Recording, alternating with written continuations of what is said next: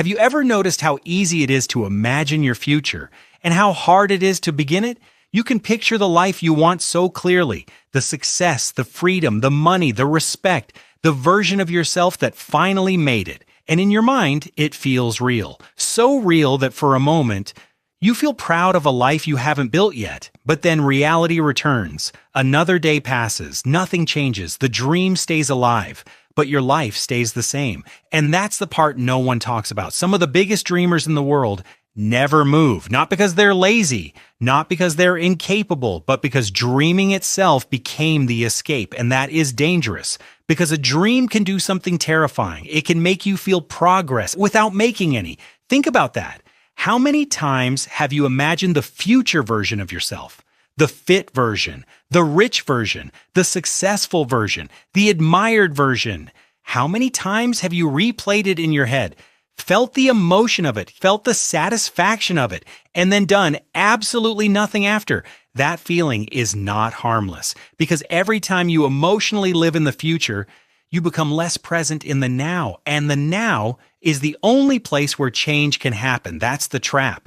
Dreaming big feels noble. It feels ambitious. It feels like movement, but often it's just beautifully disguised avoidance. And if that hurts to hear, good, because maybe you need to hear it, because somewhere deep down, you already know.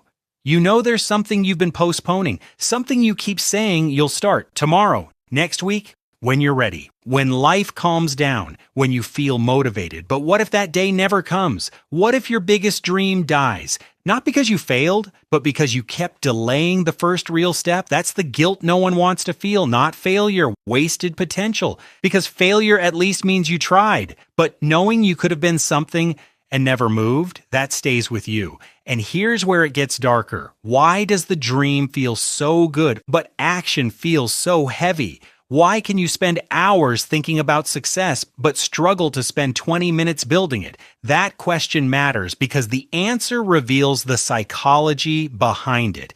Your brain does not always reward reality. Sometimes it rewards imagination.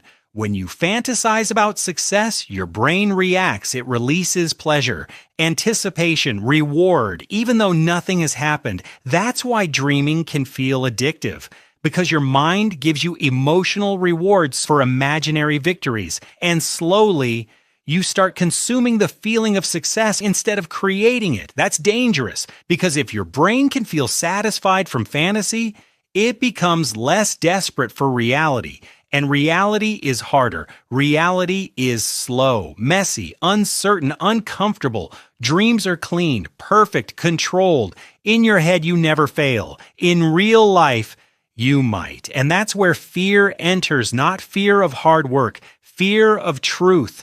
Because as long as your dream stays in your head, it stays perfect, untouched, protected. But the moment you act, the dream becomes vulnerable. Now it can fail. Now you can fail. And for many people, that's unbearable because action is proof. Proof of your ability, proof of your limits, proof of whether the dream was real or just comforting. And sometimes people avoid action, not because they don't want success, because they don't want the truth. What if I'm not good enough? What if I try and nothing happens? What if I'm ordinary? That fear is powerful, so the mind creates a safer alternative. Dream, plan, visualize, imagine, repeat. It feels productive, but it keeps you safe.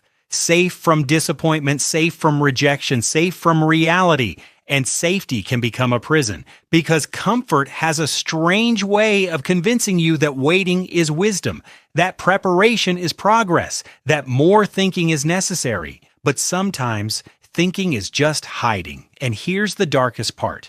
The longer you delay action, the more your identity attaches to the dream, not the process, the image, the idea of yourself. You start loving the potential version of you, the successful you, the powerful you, the respected you, but you avoid the real version of you, the one who has to struggle to become that. And now the dream becomes dangerous because it creates a split, who you are and who you imagine being. And the bigger that gap becomes, the heavier your life feels because every day becomes a reminder you are not there yet. And if you're not careful, you start living in imagination because reality feels too small. But let me ask you something.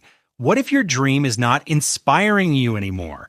What if it's sedating you? What if the thing you call ambition is actually emotional comfort? That question changes everything because ambition pushes you into discomfort. Fantasy protects you from it. One creates, the other consumes. And the scariest part, they can look identical from the inside. Both feel exciting, both feel meaningful, but only one changes your life. So how do you know which one you're living in? Simple. Look at your reality, not your intentions, not your plans, not your vision board, your reality, because reality tells the truth.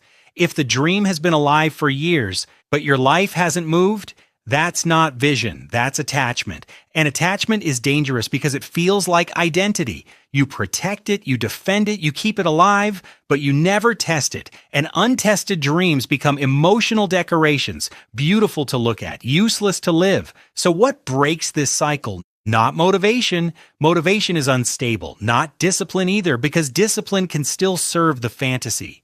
What breaks it is honesty, brutal honesty.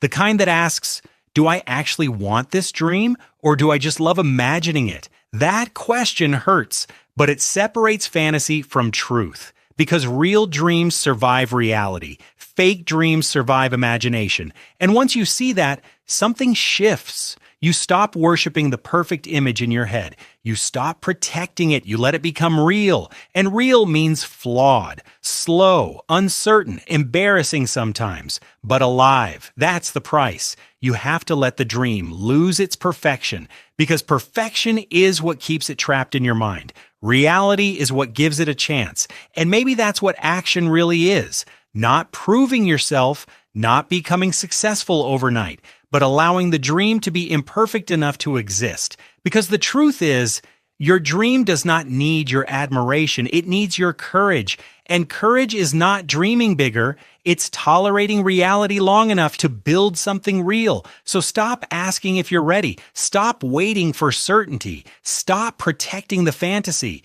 Because one day, the pain of doing nothing becomes greater than the fear of doing something. And when that day comes, you'll realize something painful. The dream was never waiting for perfect timing. It was waiting for you to stop hiding behind it. Because in the end, the biggest tragedy is not failing. It's spending your whole life loving a future you were too afraid to touch. Please like and subscribe.